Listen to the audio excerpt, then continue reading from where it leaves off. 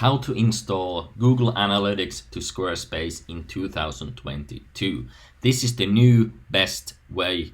Squarespace did an update last week, and because of that update, you should now use this new method and not use any of the previous ones.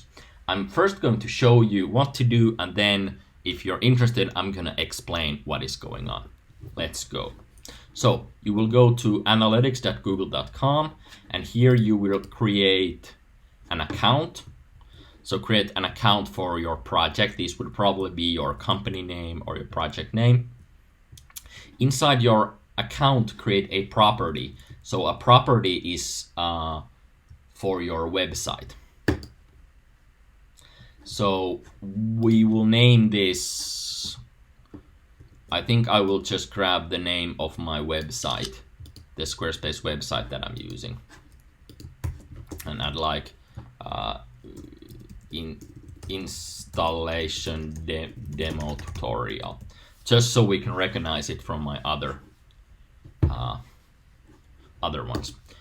Reporting time zone, I'm going to use Finland because I'm located in Helsinki, lovely Helsinki, and we usually use euros, but I'm using dollars here instead. Now you should click on advanced options and create universal analytics property as well. So click on that. Next you will go and get your website, this part here, the website URL. So get the URL and copy that and add the website URL to the Universal Analytics website URL field. Create both Google Analytics 4 and Universal Analytics property. Leave this checked. Click on next. Check whatever applies to your project and click on create. Okay, now we have created both Google Analytics 4 and Google Analytics Universal Analytics property. I'm going to explain those later, but now let's just install because you're probably in a hurry. I hate those tutorials that, don't show you what to do quickly. So copy your Google Analytics 4 measurement ID, and in your Squarespace site, you will be going to settings, advanced, and external API keys. Here you will add your Google Analytics 4 ID. You can hit save, but actually I'm gonna get the Google Analytics Universal Analytics ID here as well. So click on here where you have your accounts, and now as you can see, we have created these two. We have created the Google Analytics 4 property and the Google Analytics Universal Analytics property. I will explain these later, but now click on the Universal Analytics. Now you want to get this tracking code.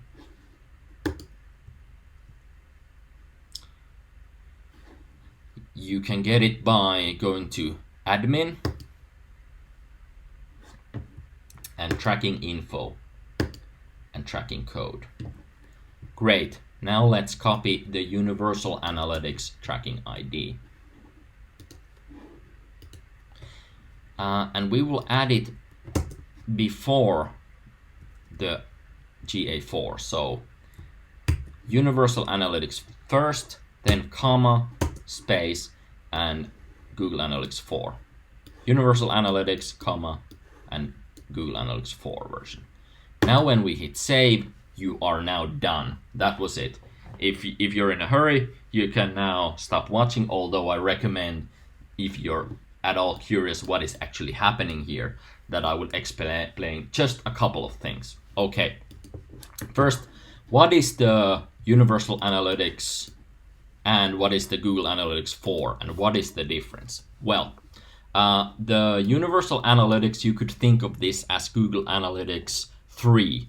it's the previous version, and the Google Analytics 4 is the new version, kind of like an iPhone 10 and iPhone 11, right? So, but with these ones, there are differences. So, the Google Analytics 4 will be the next generation greatest tracking analytics tool ever, but it might not be just yet. It's kind of still in beta, or at least somewhat. There are glitches, there are some bugs, there are nowhere near as many tutorials, or I think a lot of people just don't know how to use it yet. So the way to do it is currently add both Google Analytics 3 and Google Analytics 4, and whenever you are ready, you can then, maybe in a year or two, remove the Universal Analytics when you no longer need it. But for now, you should gather data to both of these and then see which one you like using, and whenever time is right, then remove the Universal Analytics and start using only the Google Analytics 4. But currently, my clients, a lot of them like the classic version, and some things are a lot easier to do on the Universal Analytics version. So install both of them for now, like in this tutorial. One other thing to note is that if you see any tutorials where they're suggesting that you will go to Settings, Advanced, and you would go to the code injection, then do not do it like this. Do not follow these tutorials. So they would tell you maybe to add this code snippet here or something like that. And since last week, in January 2022, this is a very bad method for two reasons. First of all, well, it's a premium feature available only on these plans. So might not make a difference, but that's the first one. But the second one is that if you add your code here, then any e-commerce transactions will not be tracked. I'll say that again. With this code, anyone makes a purchase, that purchase info will not be sent to Google Analytics. But when you go to the, wrong place, external API keys.